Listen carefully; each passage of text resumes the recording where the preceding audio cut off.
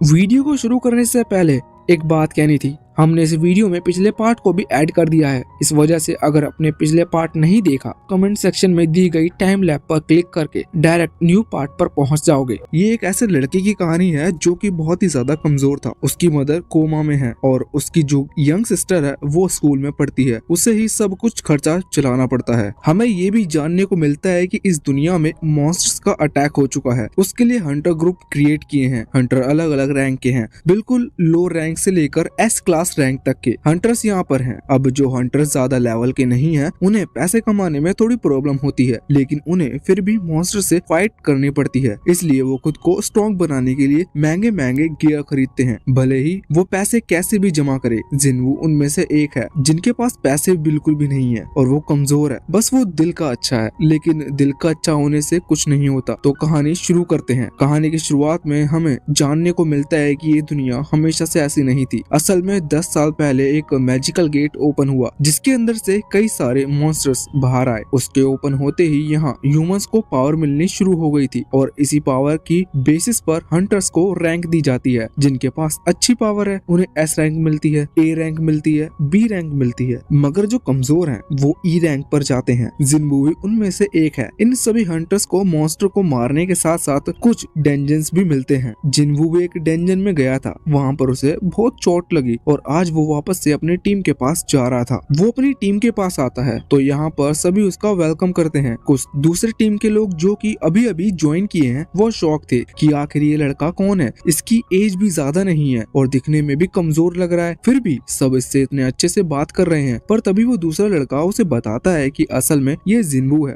ये बहुत ज्यादा कमजोर है। ये इतना ज्यादा कमजोर है कि अभी पिछले टाइम जब सबसे कमजोर मतलब अभी तक का देखा गया सबसे वीक डेंजन जो था उसमें भी इसे चोट लगी है। ये सुनकर वो शॉक हो जाता है। हम देखते हैं यहाँ पर जिन्वू की फ्रेंड जूही जो कि उसी की टीम में है, वो आती है और जिन्वू से पूछती है कि क्या तुम ठीक हो। जिन्वू कहता है कि हाँ मैं ठीक हूँ। वैसे असल में उसे चोट लगने का एक कारण ये भी था कि जब वो वहाँ डेंजन के अंदर गए थे तो उनकी टीम में कोई हीलर नहीं था। हीलर के ना होने से उनकी टीम अधूरी हो गई थी। इस पर जूही कहती है ये तो गलत बात है, तुम्हें वहाँ नहीं जाना चाहिए था। पर जिन्वू कहता है कि इनमें से गलती उसी की है क्योंकि वो कमजोर है। वैसे अब एक और डेंजन ओपन होने वाला था। जिन्वू भी वहाँ जाने के लिए पूरी तरह से तैयार था। वो उनका जो लीडर है वो बताता है कि डेंजन बहुत ज्यादा डिफिकल्ट नहीं है, लेकिन फिर भी हमें वहाँ पर संभल के रहना होगा। पिछली बार हमारे कई मेंबर्स को चोट आई थी। अब वो लोग वहाँ पहुँचते हैं। जिन्वू के पास एक वेपन है जो कि ई रैंक का वेपन कहा जाता है क्योंकि उससे कम रैंक नहीं होती। ये उसे बहुत सस्ते में मिल गया था। उसके पास ज्यादा पैसे नहीं, इस वजह से उसने ये खरीदा। ये ज्यादा किसी काम का नहीं है। अब हम देखते हैं कि वो लोग वहाँ डेंजन के अंदर पहुंच चुके थे। वैसे स्टोरी थोड़ी स्लो चलेगी लेकिन हम उसे थोड़ा फास्ट चलाएंगे। तो यहाँ पर जिन्वू की फाइट एक गॉब्लिन से होती है। जिन्वू उसे हरा देता है। इसमें उसे बहुत मेहनत करनी पड़ी थी। इसके बाद उसे उस गॉब्लिन का क्रिस्टल मिल चुका था क्योंकि हर गॉब्लिन की बॉडी पर एक क्रिस्टल होता है। जिन्वू उसे रख लेता है, लेकिन इतने में ही उसकी तरफ एक दूसरा गॉब्लिन ने हमला कर दिया था। जिन्वू इतना तो जानता है कि उनके अटैक से कैसे बचना है। वो अटैक से बचते हुए अपने उसी ई रैंक वेपन से उस पर हमला करता है। वो वेपन लकड़ी का था, इस वजह से वो टूट गया था। साथ ही यहाँ पर वो गॉब्लिन जिन्वू पर हमला कर देता है। जिन्वू को चोट लग जाती है, लेकिन इतने में ही उसकी टीम का एक मेंबर वहाँ पर आकर उस गॉब्लिन को खत्म कर देता है। जूही भी वहाँ पर आ गई थी। हमें पता चलता है कि असल में वो एक हीलर है। वो जिन्वू को हील कर रही थी। तभी बाकी जो टीम मेंबर्स थे उन्होंने डेंजन के बॉस को हरा दिया था। इसका मतलब उन्होंने सक्सेसफुली इस डेंजन को क्लियर कर लिया है। ये ज्यादा डिफिकल्ट डेंजन नहीं था। इस वजह से अभी जूही जिन्वू से कह रही थी कि इतने वीक डेंजन में भी तुम्हें चोट लग गई, आखिर तुम हंटर बनना ही क्यों चाहते हो। जिन्वू कहता है कि उसकी मजबूरी है और वैसे भी उसके पास इसके अलावा और कोई रास्ता नहीं है। तभी हम देखते हैं कि जिन्वू के एक टीम मेंबर्स को वहाँ पर एक और गेट दिखता है। असल में यहाँ पर कई सारे डबल डेंजन भी मिल जाते हैं। ऐसा मिलना थोड़ा रेयर है पर उन्हें वो मिल चुका था। यहाँ पर ऐसी सिचुएशन में होना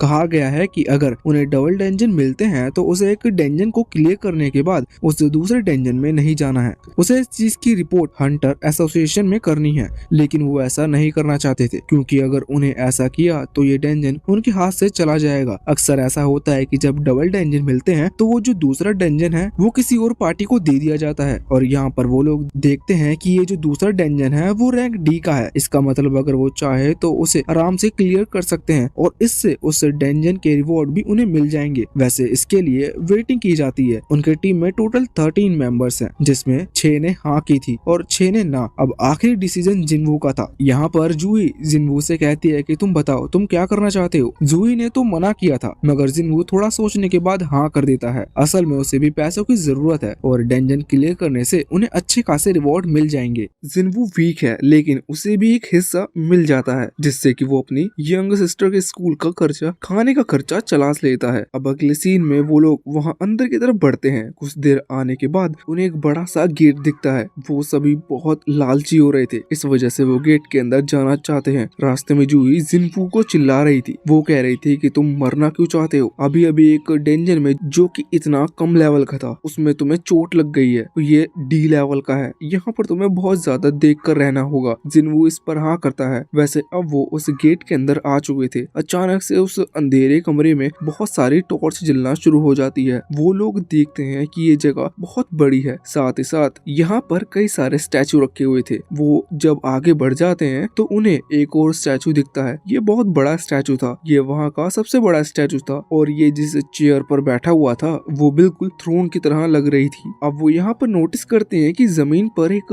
सर्कल बना हुआ है जिसमें कुछ फॉर्मेशन टाइप की लाइंस बनी हुई थी। तभी वो लोग ये देखते हैं कि यहाँ एक स्टैचू के हाथ में एक बोर्ड है और उस पर कुछ लिखा हुआ है। उस पर 3 चीजें लिखी हुई थी और लिखा था कि ये कमांड है सभी के लिए। पहली चीज थी वर्शिप ऑफ गॉड, दूसरी थी प्रेयर्स ऑफ गॉड और तीसरी चीज थी बिलीव इन गॉड। वैसे ये सब इंग्लिश में ही लिखी थी मगर इनका मतलब क्या है ये हमें आगे समझ में आएगा। वैसे उन सभी को महसूस हो रहा था कि कोई उन पर नजर रखे हुए है पर वहाँ कोई था नहीं। तभी जूही जिनवू से कहती है कि इस बड़े से स्टैचू की आंख हिल रही है। जिनवू वहाँ देखता है लेकिन वो स्टैचू नॉर्मल था। जिनवू कहता है कि ये सब तुम्हारा वहम है। तभी अचानक से वहाँ जो पीछे गेट थे, जिस गेट से वो आए थे, वो बंद हो जाता है। ये देखकर उनकी टीम का एक मेंबर तुरंत ही गेट की तरफ भागता है। उसे खोलने के लिए वो गेट को धक्का मारता है लेकिन इतने में ही वहाँ पर बैठा हुआ दूसरा स्टैचू चलने लगता है और उस मेंबर की गर्दन उड़ा देता है। ये देखकर बाकी सभी शॉक थे और बहुत ही ज्यादा डर गए थे। सबसे ज्यादा यहाँ पर जिनवू डर गया था। वैसे अब उसे जूही की कही बात याद आती है। वो तुरंत ही उस बड़े स्टैचू की तरफ देखता है। वो स्टैचू अपनी आंख मूव कर रहा था और ये देखकर सच में जिनवू बहुत डर गया था और वो सोचने लगता है कि आखिर यहाँ पर चल क्या रहा है। असल में जिनवू पर कई बार हमले हुए हैं, तब वो हर सिचुएशन को बिल्कुल डिटेल में मेजर करता है। यहाँ पर जिनवू सोच रहा था कि क्या चल रहा है। इतने में ही उसके दिमाग में कुछ समझ में आता है। वो तुरंत ही सब कुछ लाकर कहता है कि नीचे झुक जाओ। अब जितनों ने बात मान ली थी वो बच गए थे, वरना उस बड़े से स्टैचू की आंखों में से जो लेजर बीम निकल रही थी उस लेजर बीम ने उन सभी को खत्म कर दिया था जिन्होंने जिनवू की बात नहीं सुनी थी। यहाँ पर जिनवू ने जूही को नीचे कर लिया था, इस वजह से वो भी बच गई थी। यहाँ पर टीम लीडर जोंग जिनवू की तारीफ करते हुए कहता है कि उसने सही टाइम पर बताया और उन लोगों की जान बचा ली। वो जिनवू से पूछता है कि तुम्हें कैसे पता कि ये हमला करने वाला है, लेकिन इस पर जिनवू कहता है कि उसे ये बात नहीं पता थी, उसे बस कुछ डेंजन महसूस हुआ, इस वजह से उसने आवाज लगाई। यहाँ पर सॉन्ग कहता है कि वो पहले भी और दूसरी टीमों के साथ डेंजन में जा चुके हैं और सबसे बड़ा डेंजन रैंक बी का पार किया था, लेकिन उसके हिसाब से ये डेंजन रैंक ए से भी ऊपर है। इसका मतलब ये एस रैंक डेंजन है। ऐसे डेंजन पर आना उनका बिल्कुल सही नहीं था और यहाँ तक कि उन्होंने इसकी परमिशन भी नहीं है। उनसे बहुत बड़ी गलती हो गई थी। वैसे यहाँ पर सॉन्ग वही चीज रिपीट कर रहा था जो कि उस बोर्ड पर लिखी थी। जिनवू कहती है कि ये शायद इसी बड़े स्टैचू के लिए लिखी गई है और शायद इस डेंजन का यही गॉड है। यहाँ से सीन चेंज होता है और अगले सीन में हमें जिनवू की सिस्टर दिखाई जाती है। वो अभी स्कूल में थी और अपनी फ्रेंड के साथ बैठी हुई थी। उसकी फ्रेंड पूछती है कि क्या तुम्हारा भाई एक हंटर है। इस पर जिनवू की सिस्टर कहती है कि हाँ, वो एक हंटर तो है पर वो बहुत ही कमजोर है। हर डेंजन से आने के बाद उसे चोट लगी मिलती है और वो किसी भी डेंजन में अच्छा परफॉर्म नहीं कर पाता। वैसे अब हम वापस से डेंजन के अंदर आते हैं। यहाँ पर हम देखते हैं कि सॉन्ग सभी से कह रहा था कि हम इस बड़े से स्टैचू को नहीं हरा सकते, हमें बस कोई तरीका ढूंढना होगा यहाँ से निकलने का। लेकिन जब वो ये सब कह रहा था तभी उनके बीच से ही उनका एक मेंबर खड़ा हो जाता है और कहता है कि मैं ऐसे नहीं मर सकता, पहले ही मैंने मेजर गिल्ड के साथ कॉन्ट्रैक्ट कर लिया है, मुझे बहुत बड़े गिल्ड में ज्वाइन होना है, मैं यहाँ मरना नहीं चाहता और वैसे भी इतना पावरफुल है कि ये स्टैचू मेरा कुछ नहीं बिगाड़ सकता। असल में उसकी स्पीड बहुत तेज है। वो पूरी स्पीड से वहाँ गेट की तरफ भागता है और कहता है बड़े स्टैचू अगर तुम मुझ पर हमला कर सकते हो करके दिखाओ। तो वो बहुत ही स्पीड के साथ भाग रहा था, लेकिन वो बड़े स्टैचू की आंख अचानक से ग्लो करती है और यहाँ पर हम देखते हैं कि वो लड़का डिसअपियर हो जाता है। बस उसके पाँव ही बचे थे क्योंकि जो लेजर लाइट निकली थी उसने उसकी पूरी बॉडी को खत्म कर दिया था। ये देखकर बाकी सभी फिर से शॉक हो गए थे। जिन्वू कहता है हम इससे बिल्कुल नहीं लड़ सकते और हम में से कोई भी इसे हरा नहीं सकता,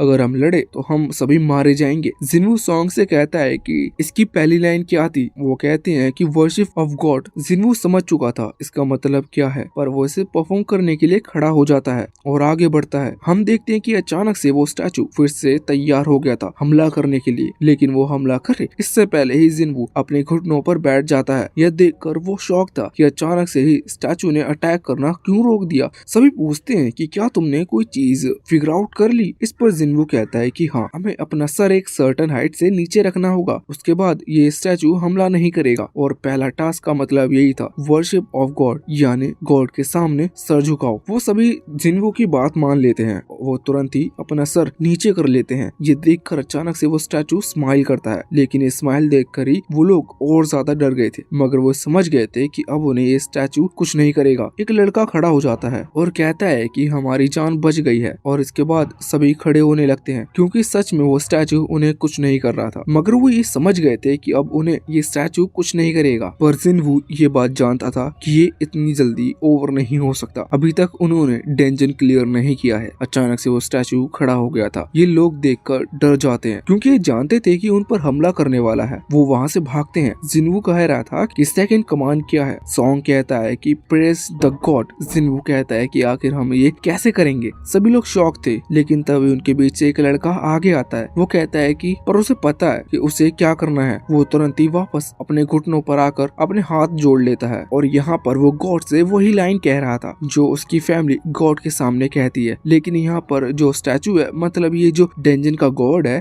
इसके लिए वो लाइन नहीं बनी थी। वो स्टैचू अचानक से आगे बढ़ता है। वैसे वो लड़का पूरा भरोसा किया हुआ था कि उसे कुछ नहीं होगा, लेकिन अचानक से उस स्टैचू ने उसके ऊपर पैर रख दिया था। वो लड़का वहीं पर मारा जाता है। ये सभी लोग देखकर डर जाते हैं और इसके बाद वो स्टैचू उनकी तरफ भी बढ़ने लगता है। ये भाग रहे थे और अब वो स्टैचू कई और मेंबर्स के ऊपर भी पैर रखकर उन्हें मार देता है। जूही तो बहुत ज्यादा डर गई थी। वो जिन्वू से कह रही क्या हमें क्या करना चाहिए। जिन्वू भी यही सोच रहा था कि आखिर इस गॉड की सेकंड लाइन का क्या मतलब है। तभी हम देखते हैं कि वहाँ पर एक मेंबर दूसरे स्टैचू के पास जाकर खड़ा था। अचानक से वो दूसरा स्टैचू भी एक्टिवेट हो जाता है और उस मेंबर को बीच में से काट देता है। जिन्वू भाग रहा था, लेकिन अभी वो बस यही सोच रहा था कि वो उन सभी को कैसे बचाए। तभी वो नोटिस करता है कि वहाँ पर बाकी जितने भी छोटे स्टैचू लगे हुए हैं, उन स्टैचू के पास वेपन नहीं है। मतलब कुछ के पास वेपन है, लेकिन कुछ के पास नहीं, और कुछों के पास म्यूजिक इंस्ट्रूमेंट है। जिन्वू सभी से कहता है कि उन स्टैचू के पास जाओ। सभी लोग जैसे ही एक स्टैचू के पास पहुंच जाते हैं, तो अचानक से वो स्टैचू एक्टिवेट हो जाता है और उन म्यूजिक इंस्ट्रूमेंट को प्ले करना शुरू कर देता है। और अब वो बड़ा स्टैचू उन पर हमला नहीं कर रहा था। जिन्वू समझ जाता है कि वो कैसे बचेंगे। अब जिन्वू और जूही एक और स्टैचू के पास पहुंचते हैं, लेकिन इस स्टैचू के पास वो स्टैचू कुछ भी नहीं कर रहा था। ये देखकर जिन्वू समझ गया था कि शायद दो लोग यहाँ पर खड़े हैं, इस वजह से ये ऐसा हो रहा है। जिन्वू जूही को छोड़कर वहाँ से भाग जाता है। जूही उसे आवाज लगाती है, पर जिन्वू नहीं रुक रहा था। अब अचानक से वो स्टैचू भी एक्टिवेट होकर वहाँ पर इंस्ट्रूमेंट प्ले करने लगता है, लेकिन अभी वो बड़ा स्टैचू जिन्वू से पीछे पड़ा था। बाकी सभी बच चुके थे। जिन्वू एक दूसरे स्टैचू की तरफ भाग रहा था। अचानक से वो बड़ा स्टैचू उस पर अटैक करता है, जिस वजह से जिन्वू का पैर कट जाता है। लेकिन यहाँ पर जिन्वू किसी तरह से उस छोटे स्टैचू पर पहुंच गया था और वो स्टैचू भी एक्टिवेट हो जाता है, जिस वजह से जिन्वू की जान बच जाती है। और अब वो बड़ा स्टैचू वापस अपने थ्रोन के ऊपर जाकर बैठ गया था। इस चीज में इन सभी की जान बच गई थी, लेकिन अभी अभी जो हुआ वो उस चीज को सहन नहीं कर पा रहे थे। हम देखते हैं कि बाकी मेंबर तो अभी सॉन्ग के ऊपर इल्जाम लगा रहे थे कि उसी ने यहाँ पर आने की परमिशन सभी को दी, जबकि आधे लोग मना कर रहे थे। वैसे सॉन्ग तो यहाँ पर खुद अपना एक हाथ खो चुका था। दूसरी तरफ हम देखते हैं कि जब जिन्वू का पैर कट चुका था, तो यहाँ पर जूही उसे हील करने की कोशिश कर रही थी, लेकिन जूही इतनी बड़ी हीलर नहीं है कि जो पैर कट चुका है उसे वो फिर से रिजनरेट कर सके, और ज्यादा एनर्जी यूज करने की वजह से अचानक से उसके मुंह से भी खून निकलने लगता है और उसकी एनर्जी पूरी तरह से खत्म हो चुकी थी। यहाँ पर जिन्वू सभी से कहता है, देखो लड़ने की जरूरत नहीं है, हमें बस किसी तरह से यहाँ से निकलना होगा, हमने 2 कमांड पूरी कर ली है। इसके बाद हम देखते हैं कि अचानक से वो स्टैचू फिर से हिलता है और अपनी पावर से वहाँ बीच में जहाँ वो फॉर्मेशन टाइप का सर्कल बना हुआ था वहाँ पर अपनी मैजिक स्पेल का यूज करता है, जिसके बाद वहाँ पर कोई चीज बाहर को निकल आई थी। किसी को भी कुछ समझ में नहीं आ रहा था। सभी लोग जिन्वू से पूछते हैं। जिन्वू कहता है कि तीसरी लाइन थी बिलीव इन गॉड। वो कहते हैं कि शायद हमें सैक्रिफाइस करना होगा। ये सुनते ही किसी को समझ नहीं आता, लेकिन उनके बीच में जो उनका एक दोस्त है वो तुरंत एक तलवार निकालते हुए सॉन्ग की गर्दन पर रख देता है। वो कहता है कि अगर यहाँ पर कोई सैक्रिफाइस करेगा तो वो ये है, सॉन्ग उसे ही सैक्रिफाइस करना होगा, इससे हमारी जान बच जाएगी। सॉन्ग एक लीडर है, इसलिए वो तुरंत ही यहाँ पर हाँ कर देता है, क्योंकि वो जानता था कि गलती उसी की है। वो अगर चाहता तो अपनी टीम को रोक सकता था। अब वो वहाँ आगे बढ़ता है, लेकिन जैसे ही वो फॉर्मेशन सर्कल के बीच में आता है तो अचानक से वहाँ पर जग ऑरेंज फ्लेम आ जाती है। ये देखकर सॉन्ग जिन्वू से पूछता है कि अब मुझे क्या करना है। जिन्वू थोड़ा शॉक था, लेकिन फिर वो माफी मांगता है, कहता है कि शायद हमें किसी लिविंग सैक्रिफाइस की जरूरत नहीं, मगर अभी वो उसे समझा नहीं पाया था कि उन्हें असलियत में करना क्या है। वो अपने दोस्त से कहता है कि वो लोग उसे वहाँ सर्कल के बीच में ले चलें। अब जैसे ही 2 लोग उसे पकड़कर वहाँ उस सर्कल के बीच में लाते हैं, अचानक से वहाँ पर 3 और ऑरेंज फ्लेम्स आ जाती हैं। जिन्वू ये देखकर शॉक था। अब जब बाकी लोग भी वहाँ आते हैं तो अचानक से वो सारी ऑरेंज फ्लेम एक्टिवेट हो जाती हैं, जिसके बाद गेट खुलने लगा था और बाकी के जो स्टैचू थे वो छोटे वाले वो आगे बढ़ रहे थे और उन्हीं की तरफ आ रहे थे। सभी जैसे ही उन स्टैचू की तरफ देखते हैं तो वो रुक जाते हैं और साथ ही साथ वहाँ पर ब्लू फ्लेम्स भी आना स्टार्ट हो गई थी। जिन्वू कहता है कि अगर हम इन्हें देख रहे हैं तो ये स्टैचू मूव नहीं करेंगे, लेकिन अब अच्छा भला गेट खुल चुका है। जिन्वू ये भी कह रहा था कि अगर हम कुछ टाइम ऐसा ही करते रहे तो ज्यादा टाइम इस डंजन से ना निकलने की वजह से हंटर एसोसिएशन वाले दूसरी टीम को यहाँ भेजेंगे, फिर हम बच सकते हैं। पर उन लोगों को ये मंजूर नहीं था, उन लोगों को अपनी जान बचानी थी। उनमें से एक तुरंत ही वहाँ से भाग जाता है। अब गेट धीरे से बंद होने लगता है। एक ऑरेंज फ्लेम भी कम हो गई थी, साथ ही वो स्टैचू भी आगे बढ़ने लगा था, लेकिन एक आदमी 2 स्टैचू की तरफ देख सकता है। अब जिन्वू ये देखकर शॉक था कि आखिर उसका ही दोस्त उसे धोखा क्यों दे रहा है। अचानक से वहाँ पर एक और टीम मेंबर रोने लगता है और कहता है कि उसे भी यहाँ से जाना होगा, क्योंकि उसे जिंदा रहना है। वो यहाँ नहीं रुक सकता, क्योंकि वो इतने ही दिन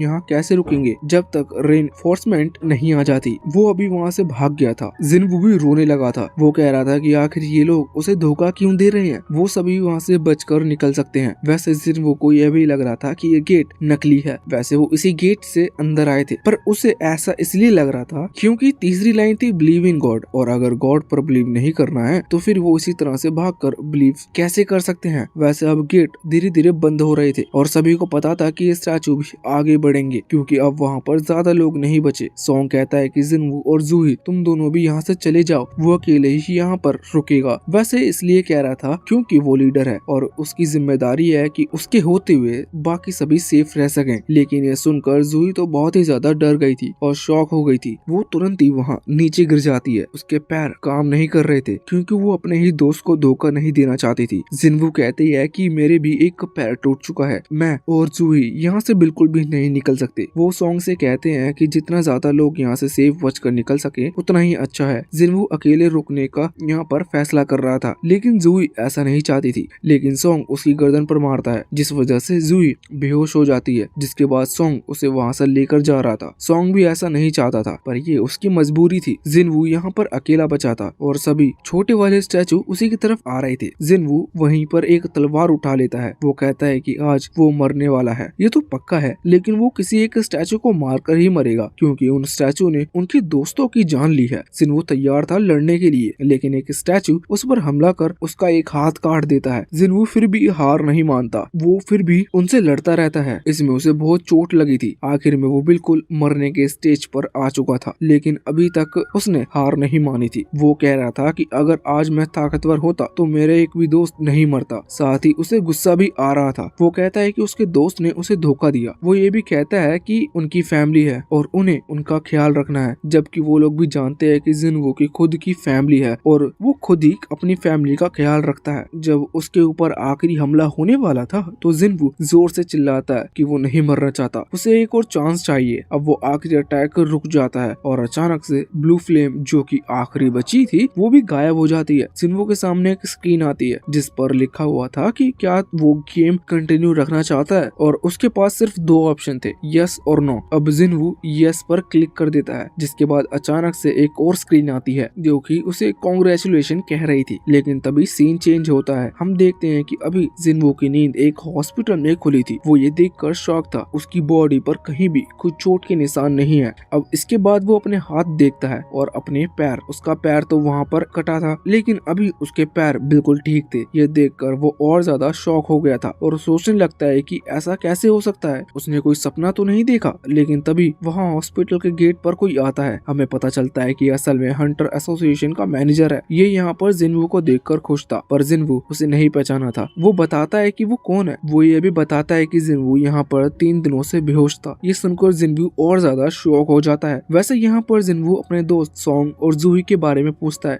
इस पर मैनेजर कहते हैं कि वो दोनों वैसे तो ठीक है लेकिन सॉन्ग ने अपना एक हाथ खो दिया जिस वजह से उसे अब हंटर बनने से रिटायरमेंट लेनी होगी और साथ ही साथ जूही थोड़ी मेंटली डिस्टर्ब हो चुकी है। उसकी साइकोलॉजी ट्रीटमेंट चल रही है लेकिन कुछ कहा नहीं जा सकता। शायद उसे भी अब हंटर एसोसिएशन छोड़नी होगी। वैसे वो मैनेजर कह रहा था कि हम बहुत ही ज्यादा शॉक हैं क्योंकि अभी तक ऐसा कभी नहीं हुआ था। सभी जो लोग भागे थे उन्होंने एक दूसरे हंटर ग्रुप को ये सब बताया और वहाँ से निकल गए। लेकिन वो दूसरा हंटर ग्रुप डिसाइड किया कि वो वहाँ जाएंगे। जब वहाँ पहुँचे तो उसे तुम पड़े हुए मिले लेकिन एक अजीब सी चीज हुई। उन्हें कोई भी स्टैचू या फिर कोई भी ऐसा कमरा नहीं दिखा जिसके बारे में सभी तुम्हारे ग्रुप बात कर रहे थे। मैनेजर कहता है कि खुद की जान बचाने के लिए वो लोग झूठ भी कह सकते हैं लेकिन सभी लोग एक ही बात कह रहे थे। इस वजह से इस बात पर थोड़ा सा विश्वास करना पड़ रहा था। वैसे वो इस बात से भी शॉक थे कि आखिर वहाँ पर जिन्वू जिंदा बच कैसे गया क्योंकि जिन्वू कमजोर है और उसका जो साथी है वो वहाँ पर मरा पड़ा था और जिन्वू पूरी तरह से ठीक है, उसे एक खरोंच तक नहीं लगी। यहाँ पर मैनेजर कह रहा था कि हमें इस पर शक है कि शायद तुमने अपनी सेकंड अवेकनिंग पूरी कर ली है। जिन्वू को इस सब के बारे में कुछ नहीं पता था। वो जब पूछता है तो मैनेजर बताता है कि ये बहुत रेयर केस में होता है। जैसे कि नॉर्मल ह्यूमन कभी अवेकनिंग कर ले तो वो भी एक हंटर बन सकता है, एक अच्छे लेवल का हंटर। नॉर्मली जो कम लेवल के हंटर हैं अगर वो सेकंड लेवल की अवेकनिंग कर लेते हैं तो इसके बाद ए रैंक या फिर एस रैंक तक भी पहुंच सकते हैं। ये बहुत बड़ी बात है। वैसे जिन्वू को नहीं लग रहा था कि उसने अवेकनिंग की है क्योंकि उसे अपने अंदर कोई खास एनर्जी महसूस नहीं हो रही थी। पर तभी मैनेजर एक डिवाइस दिखाता है जो कि असल में वो पावर चेक करने के लिए यूज करते हैं। यहाँ पर जिन्वू को बस उसके ऊपर हाथ रखना था। वैसे जिन्वू खुश था क्योंकि उसे लग रहा था कि शायद ये उसका बहुत ही लकी डे हो सकता है। वैसे यहाँ पर मैनेजर मन में सोच रहा था कि जिन्वू ने इतने खतरनाक डेंजर से सर्वाइव कर लिया, इसका मतलब उसकी रैंक ए या फिर एस तो हो ही चुकी है। लेकिन अब जब जिन्वू उस डिवाइस पर हाथ रखता है तो उसके पॉइंट 10 आते हैं। जिन्वू ये सुनकर शॉक था। वो पूछता है कि इसका मतलब क्या है, लेकिन मैनेजर कहता है कि तुम में कोई खास बात नहीं है, ये पॉइंट बिल्कुल नॉर्मल है और तुम सबसे कमजोर हंटर हो। इसके बाद अब वो वहाँ से चला गया था। वैसे हमें ये जानने को मिलता है कि जो ई रैंक के हंटर होते हैं उनका स्कोर पॉइंट 70 के आसपास होता है। इसका मतलब जिन्वू का उनसे बहुत ज्यादा कम है और जबकि ई रैंक से नीचे कुछ नहीं होता। वैसे मैनेजर ये भी सोच रहे थे कि कहीं ऐसा तो नहीं वो जो भी डेंजन था जिसके बारे में वो बात कर रहे थे वो यहाँ से कहीं गायब हो गया हो। लेकिन अब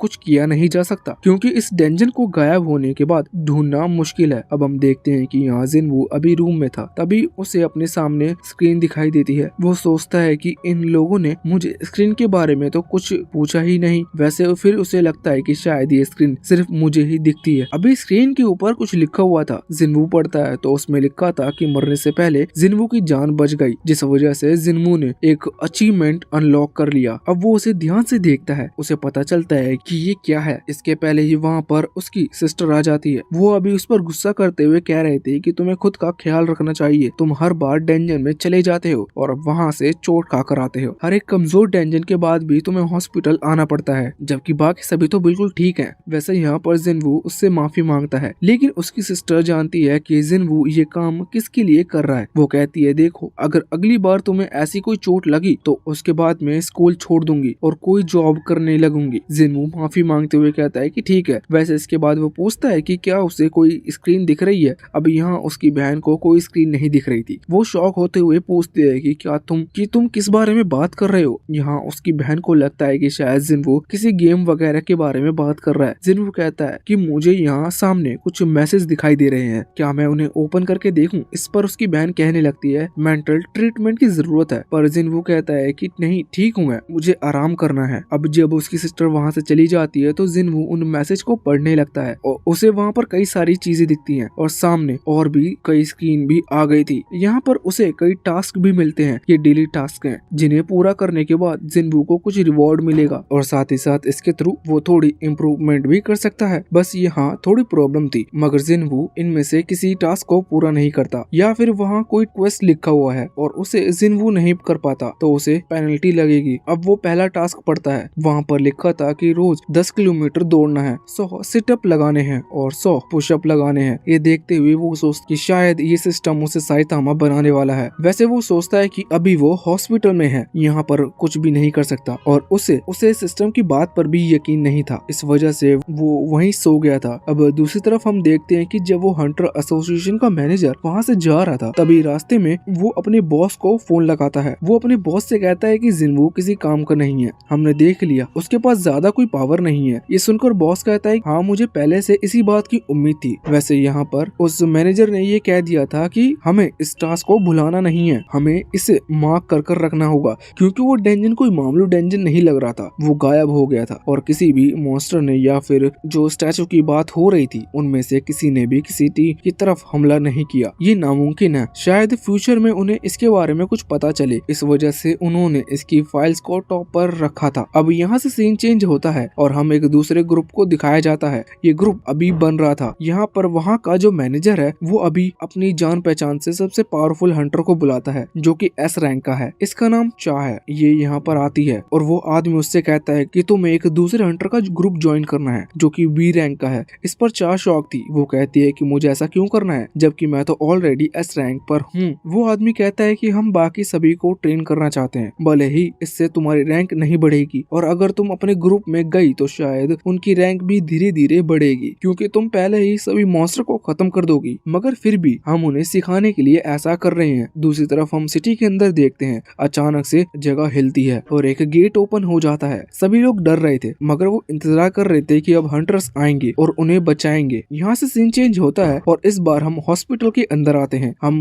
जिनवू को देखते हैं, अभी टाइमर चल रहा था लेकिन उसने कोई भी एक्सरसाइज करना शुरू नहीं किया था, इस वजह से टाइम पूरा हो जाता है और उसे पेनल्टी लगती है। वो अचानक से वहाँ से टेलीपोर्ट होकर एक डेजर्ट के अंदर आ गया था जहाँ उसके पीछे एक बहुत बड़ा जायंट सेंटिपिड मॉन्स्टर पड़ जाता है। वो वहाँ से भागता है लेकिन वो मॉन्स्टर उसे पकड़ नहीं पा रहा था, बस वो उसका पीछा कर रहा था, वो उसे जानबूझकर भगाना चाहता था। दूसरी तरफ हम देखते हैं कि सच में हॉस्पिटल के अंदर जिनवू गायब था क्योंकि जब नर्स वहाँ पर आती है तो वहाँ नहीं था, मतलब जिनवू अभी अपने सपने में नहीं बल्कि वो रियल लाइफ में एक डेजर्ट के अंदर पहुंच चुका था। यहाँ पर जिनवू ऐसा ही भागते भागते उसे 2 घंटे हो जाते हैं। दूसरी तरफ हम देखते हैं कि नर्स परेशान थी, वो पूरा हॉस्पिटल देख लेती है, उन्हें जिनवू कहीं पर भी नहीं मिलता। अब हम वापस से जिनवू को देखते हैं, उसे 4 घंटे पूरे होने वाले थे, मतलब वो 4 घंटे से लगातार दौड़ रहा है। अब 4 घंटे जैसे ही पूरे होते हैं तो उसकी पेनल्टी टाइम ओवर हो जाता है। वो इतना ज्यादा थक गया था कि वो वहीं पर बेहोश हो गया था, लेकिन इसके पहले उसने अपने रिवॉर्ड नहीं देखे थे, शायद ये उसे बाद में पता चलेंगे क्योंकि वो इसके बाद फिर से टेलीपोर्ट होता है और हॉस्पिटल के अंदर आ जाता है। बाकी नर्स जब उसे देखती है तो वो बहुत ज्यादा शॉक हो गई थी, ये तो यही है। अब अगले दिन जब जिनवू उठता है तो वो फैसला करता है कि वो कमजोर बनकर नहीं रहेगा, उसे स्ट्रॉन्ग बनना होगा और अब वो सारे टास्क पूरे करेगा। सबसे पहले तो वो सभी अपनी सिस्टर को कॉल लगाता है और कहता है कि अब तुम्हें चिंता करने की जरूरत नहीं है, मैं अब कमजोर नहीं रहूंगा, मैं बहुत ही स्ट्रॉन्ग होने वाला हूँ। इसके बाद वो अपने टास्क को पूरा करने के लिए निकल चुका था। टास्क धीरे धीरे ऊपर बढ़ेंगे, इसका मतलब उसे ज्यादा प्रॉब्लम नहीं होगी। वैसे कुछ दिन बीत जाते हैं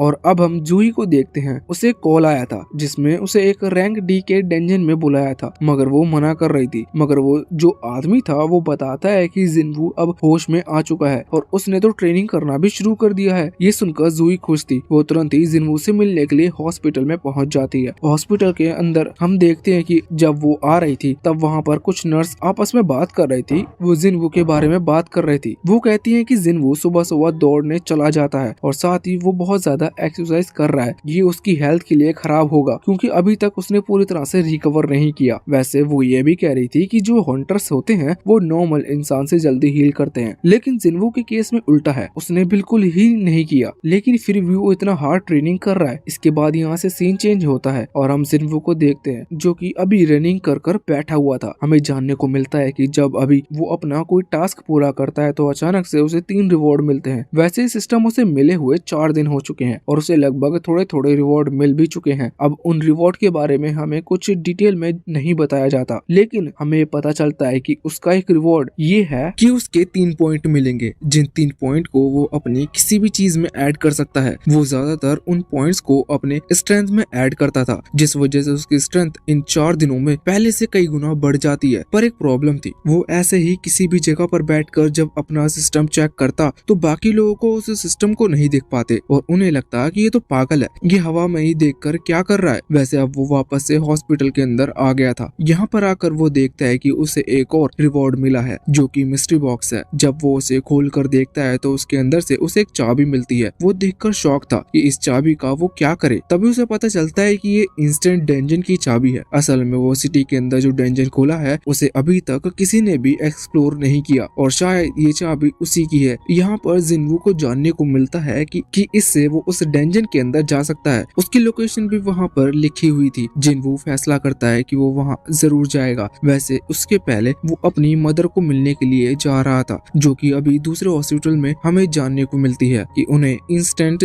स्लीप नाम की बीमारी है, जो कि पहले तो होती ही नहीं थी, मगर जब अचानक से वर्ल्ड में डेंजन और पावर्स अपना आना स्टार्ट हुआ तभी से ये बीमारी अपीयर हुई है। इस वजह से 4 साल पहले वो अचानक से गिर गई और इसके बाद से वो अभी तक स्लीप यानी कि कोमा में है। ये सब होने के बाद से जिन्वू ने खुद ही घर चलाना स्टार्ट कर दिया। पहले तो नॉर्मली काम करता था, लेकिन अचानक से उसे पता चला कि उसकी अवेकनिंग हो चुकी है। इसका मतलब अब वो एक हंटर बन चुका है। वो इस सब से बहुत ही ज्यादा खुश था और सोच रहा था कि वो बहुत ही लकी है, क्योंकि अगर वो हंटर बन गया तो इससे उसे ज्यादा पैसे मिल सकते हैं। उसे शायद अपने घर चलाने की कोई प्रॉब्लम ना हो। उसने हंटर एसोसिएशन ज्वाइन कर लिया। हम देखते हैं कि अब वो वापस से अपने कमरे के अंदर आकर और ज्यादा ट्रेनिंग कर रहा था। जितनी उसे सिस्टम नहीं कह रही थी वो उससे ज्यादा भी ट्रेनिंग करने लगा था। यहाँ पर वो अभी पुरानी बातें याद कर रहा था कि जब उसने डेंजन ज्वाइन करने का सोचा तो वो कितना खुश था, लेकिन उसकी सिस्टर उसे कह रही थी कि ये इतना आसान नहीं होगा। और इसकी बात सही थी, क्योंकि जो डेंजन के सबसे कमजोर गॉब्लिन होते हैं वो तो जिन्वू को चोट पहुंचा रहे थे। इसका मतलब जिन्वू अवेकन करने के बाद भी बहुत कमजोर था, पर इस बार उसने डिसाइड कर लिया कि अब वो कमजोर नहीं रहेगा। वो उस चाबी को देखता है और सोचता है कि उसे इंस्टेंट डेंजन के अंदर जाना चाहिए। वैसे अभी वो सिटी वाले डेंजन के अंदर नहीं जा रहा था, क्योंकि उसे एक लोकेशन दिख रही थी जो कि स्टेशन के पास है। वो वहां पहुंच जाता है और अपनी वो जैसे ही चाबी निकालता है तो अचानक से उसके सामने एक की होल्डर आ जाता है। वो उसमें चाबी लगाता है, जिसके बाद वहां पर सच में एक गेट ओपन हो गया था। ये इंस्टेंट डेंजन का गेट है। जिन्वू अब जैसे ही उसके अंदर जाता है तो वो गेट अपने आप बंद हो जाता है। साथ ही साथ हम देखते हैं कि उस जगह से जितने भी लोग निकल रहे थे उन्हें वो कुछ नहीं दिख रहा था और वो उस डेंजन यानी कि उसके गेट के आर पार जाते जा रहा था। जिन्वू समझ गया था कि वो किसी और ही डायमेंशन में पहुंच चुका है। वैसे यहाँ से निकलना नामुमकिन था, क्योंकि अब जगह तो बंद हो चुकी है, मगर तभी सिस्टम उसे बताता है कि यहाँ से निकलने के 2 तरीके हैं। एक तो वो या यहाँ के बॉस को हरा दे, या फिर दूसरा तरीका वो टेलीपोर्टेशन स्टोन को ढूंढ ले। वैसे इस बार जिन्वू बहुत ही ज्यादा कॉन्फिडेंट लग रहा था। उसे यकीन था वो किसी भी तरह से इस डेंजन को क्लियर कर लेगा, क्योंकि यहाँ पर उसे कई रिवॉर्ड मिल सकते हैं जो कि उसकी स्ट्रेंथ बढ़ा देंगे। वैसे वहाँ से आगे बढ़ते वक्त उसके मन में थोड़ा सा शक था, कि मतलब डर भी था, क्योंकि पहले वो जिस डेंजन में जाता था वो उसे कमजोर डेंजन हुआ करते थे जिनके बारे में पहले से पता था, और उसके साथ उसकी टीम भी रहती थी। यहाँ पर वो अकेला आया है और इस डेंजन की रैंक भी नहीं पता, पर फिर भी वो आगे बढ़ता जा रहा था। हम देखते हैं कि अचानक से उसके सामने 3 गॉब्लिन आ चुके थे। वो ये देखकर डर गया था, क्योंकि पिछली बार उसे एक गॉब्लिन दिखा था जिसे उसने चोट पहुंचा दी थी। वो तुरंत ही अपना नाइफ निकाल लेता है और उससे लड़ने लगता है। यहाँ पर हम देखते हैं कि वो तीनों एक साथ अटैक नहीं कर रहे थे। पहले बस एक आया था जिन्वू, लेकिन उससे लड़ नहीं पा रहा था, क्योंकि भले ही उसकी स्ट्रेंथ बढ़ गई है, लेकिन उसे नहीं पता कि इसका यूज कैसे करना है, और साथ ही साथ उसकी फाइटिंग स्किल तो अभी बिल्कुल भी इम्प्रूव नहीं है। वो किसी तरह से पहले गॉब्लिन को खत्म कर देता है। तभी वो दोनों गॉब्लिन साथ में मिलकर हमला करने लगते हैं। जिन्वू उनसे बच रहा था, लेकिन अब पहले गॉब्लिन को मारने की वजह से वो थोड़ा मोटिवेट हो चुका था और वो किसी तरह से उन बाकी 2 गॉब्लिन्स को भी मार देता है। अब वो खुश था कि वो पहले तो स्ट्रॉन्ग हो चुका है, लेकिन इतने में ही उसके पीछे एक वुल्फ आ जाता है जो जिन्वू से देखकर डर गया था। वो जानता था कि ये उन गॉब्लिन से नहीं कहीं ज्यादा ताकतवर है। वैसे फिर भी उसके पास दूसरा कोई ऑप्शन नहीं था, पर अब जब वो वुल्फ उसकी तरफ हमला कर रहा था तो वो किसी तरह से उसके अटैक से बचता है। पर इतने में ही वो वुल्फ उसके गले पर एक स्क्रैच लगा देता है। जिन्वू ये बात तो समझ चुका था कि यहाँ पर उसके साथ कोई हीलर नहीं है। इसका मतलब अगर यहाँ पर वो मारा गया तो सच में वो मारा जाएगा, उससे बचने का कोई तरीका भी नहीं है। इसलिए अब उसे किसी तरह से दिमाग से लड़ना होगा। वो तुरंत तैयार हो जाता है, लेकिन सामने वो वुल्फ उससे भी ज्यादा ताकतवर था। वो तुरंत ही हमला करने के लिए यहाँ पर आगे बढ़ रहा था।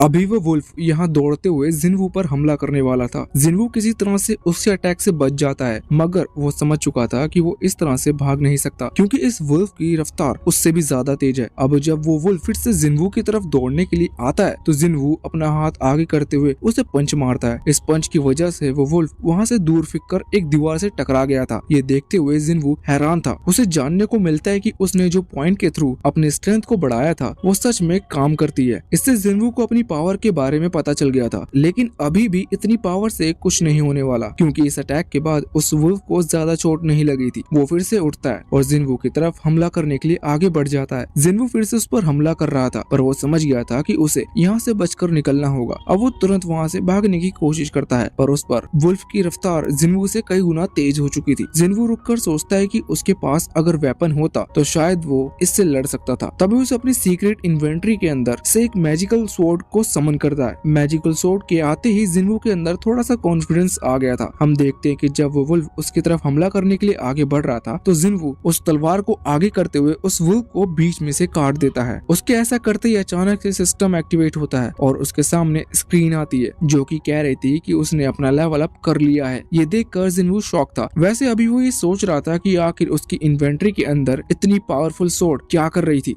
जबकि इस तरह के वेपन तो इस वर्ल्ड में बहुत ही ज्यादा महंगे हैं। पर अब वो इस चीज के बारे में चिंता नहीं करता। अब वो और कुछ सोचे इससे पहले ही वहाँ पर दो और वुल्फ आ जाते हैं। जिन्वू इस बार उनसे नहीं डर रहा था क्योंकि उसके पास अब तलवार है और वो उनसे बिना डरे लड़ सकता है। मगर अब जब वो दोनों अटैक करने के लिए आगे बढ़ते हैं तो जिन्वू देखता है कि उसकी तलवार जमीन में फंस चुकी है और निकल नहीं रही। जिन्वू किसी तरह से अपनी तलवार को खींचता है पर फिर भी वो नहीं निकाल पा रहा था। जिन्वू उससे रिक्वेस्ट करने लगता है और एक और बार उसे जोर से खींचता है। वो निकल जाती है और वो बिल्कुल लास्ट मौके पर निकली थी। जिन्वू अपनी तलवार को आगे स्विंग करते हुए पहले एक वुल्फ को हरा देता है। तभी दूसरा वुल्फ उसकी तरफ आ रहा था और जब जिन्वू उसकी तरफ अपनी तलवार चलाता है तो वो वुल्फ अपने मुंह से उस तलवार को पकड़ लेता है। जब जिन्वू सोच रहा था कि उसे ये तलवार अभी अभी मिली है और इस तरह से ये टूट सकती है क्योंकि पहले भी उसका एक वेपन टूट चुका है, इस वजह से वो तुरंत ही उस वुल्फ के लात मारते हुए वहाँ से दूर फेंक देता है और अपनी तलवार को उसकी गर्दन पर मारते हुए उसे भी खत्म कर देता है। अब तभी वहाँ पर एक और वुल्फ आ गया था, लेकिन ये जिन्वू पर हमला नहीं कर रहा था। असल में शायद ये जिन्वू की पावर को समझ चुका है, इस वजह से वो तुरंत ही डर कर वहाँ से भाग जाता है। इस बार जिन्वू भी उससे नहीं डरा था क्योंकि वो सोच रहा था कि जितनी बड़ी बड़ी मूर्ति यानी कि गॉड से उसका सामना उस सीक्रेट डंजन के अंदर हुआ था वो इन वुल्फ के सामने कई ज्यादा ताकतवर थे। वैसे अब और भी कोई वुल्फ नहीं आ रहा था, इस वजह से जिन्वू थोड़ी देर रेस्ट करने का डिसाइड करता है। यहाँ पर वो अपने सिस्टम स्क्रीन को ओपन करता है। उसने जानने को मिलता है कि उसने लेवल अप कर लिया है, जबकि अभी वो रोज जब ट्रेनिंग करता था तो इससे उसका लेवल बिल्कुल भी अपग्रेड नहीं होता था। अभी वो अपने स्टेटस को चेक कर रहा था। उसे जानने को मिलता है कि उसने जितने भी वुल्फ को हराया है उसकी वजह से उसे 5 पॉइंट मिले हैं, जो कि उसके 5 पॉइंट अलग अलग एबिलिटी में एक एक ज्वाइंट हो गए थे। जिन्वू सोच रहा था कि आखिर ये पॉइंट वर्क किस तरह से करते हैं, मतलब अगर एक पॉइंट उसके स्ट्रेंथ में बढ़ता है तो इससे उसे कितनी ताकत मिली होगी। वैसे अभी स्ट्रेंथ के अलावा वहाँ पर और भी कोई चीज लिखी हुई थी, लेकिन जिन्वू को उनमें से कुछ भी नहीं पता। वो सोच रहा था कि आखिर ये इंटेलिजेंस से क्या लेना देना है, मतलब क्या वो समझदार हो जाएगा इसके बाद। पर उसे स्ट्रेंथ का तो पता था कि अगर वो अपने स्ट्रेंथ के पॉइंट को बढ़ा ले तो वो और ज्यादा ताकतवर हो सकता है। वैसे अभी उसे याद आता है कि उसने जिन वुल्फ को खत्म किया है उनके पास उसे क्रिस्टल मिल सकते हैं क्योंकि सभी मॉन्स्टर के पास क्रिस्टल मिलते हैं। इस वजह से अब वो उन वुल्फ के पास जाता है और चेक करने लगता है। उनके पास कोई क्रिस्टल नहीं था, लेकिन जब वो उनके पास आता है तो अचानक से उसकी इन्वेंट्री में कोई आइटम स्टोर आ जाता है। ये आइटम असल में वुल्फ फैंग नाम का कोई वेपन था। जिन्वू उसे चेक करता है। उसे नहीं पता था कि इस वेपन से वो क्या कर सकता है, पर तभी उसके सामने एक शॉप स्क्रीन आ जाती है जिसमें वो उस आइटम का सेल कर सकता था। वैसे वहाँ पर खरीदने का भी ऑप्शन था। जिन्वू चेक करता है कि लेकिन उसे जानने को मिलता है कि अब वो कोई भी सामान नहीं खरीद सकता क्योंकि उसका लेवल अभी बहुत ही ज्यादा कम है। वैसे यहाँ पर जो वुल्फ फैंग वेपन था जिन्वू उसे सेल करता है। वो 20 गोल्ड कॉइन में बिकता है, लेकिन जिन्वू को नहीं पता कि ये सिस्टम वाले गोल्ड कॉइन रियल लाइफ में कितने पैसे होते होंगे। वैसे उसने ज्यादा उम्मीद भी नहीं लगाई थी क्योंकि वो जानता था कि ये सिस्टम बिल्कुल गेम की तरह है। साथ ही साथ वो ये भी सोच रहा था कि ये डेंजन ई रैंक का डेंजन है, यानी कि सबसे कम लेवल का डेंजन है। वैसे ऐसा जिन्वू को मानना था, अभी तक ऐसा कहीं पर लिखा नहीं था कि ये ई रैंक का डेंजन है। वैसे जिन्वू सोच रहा था कि अगर उसे इस डेंजन से बाहर निकलना है तो उसे इसके लिए टेलीपोर्टेशन स्टोन चाहिए होगा, या तो फिर इस डेंजन के बॉस को हराना होगा। अब बॉस के बारे में सोचकर पहले तो वो थोड़ा सा डर गया था। वो सोच रहा था कि यहाँ बॉस कितना ताकतवर होगा, पर उसे याद आता है कि इस नॉर्मल वुल्फ को हराने से उसका लेवल बढ़ रहा था, तो अगर वो किसी तरह से और भी कई सारे वुल्फ को हरा दे तो उसका लेवल इतना तो हो ही सकता है कि वो बॉस के साथ फाइट कर सके। हालांकि ये डेंजन कितना कमजोर है ये जिन्वू जानता था। अब जिन्वू आगे बढ़ने वाला था, लेकिन इतने में ही वहाँ पर बहुत सारे वुल्फ आ जाते हैं। हमें जानने को मिलता है अभी सभी जो वुल्फ डर कर वहाँ से भागा था वो अपनी पूरी टीम को लेकर आ चुका है, लेकिन जिन्वू इन्हें देखकर बिल्कुल भी नहीं डरा था, बल्कि वो लड़ने के लिए और ज्यादा एक्साइटेड हो गया था और उसके सामने अपनी तलवार आगे कर ली थी। हम देखते हैं कि वो सभी वुल्फ एक साथ आगे बढ़कर इस पर हमला करने लगते हैं, लेकिन जिन्वू एक के बाद एक उन्हें मारता जा रहा था। इस तरह से वो कई सारे वुल्फ को मार देता है।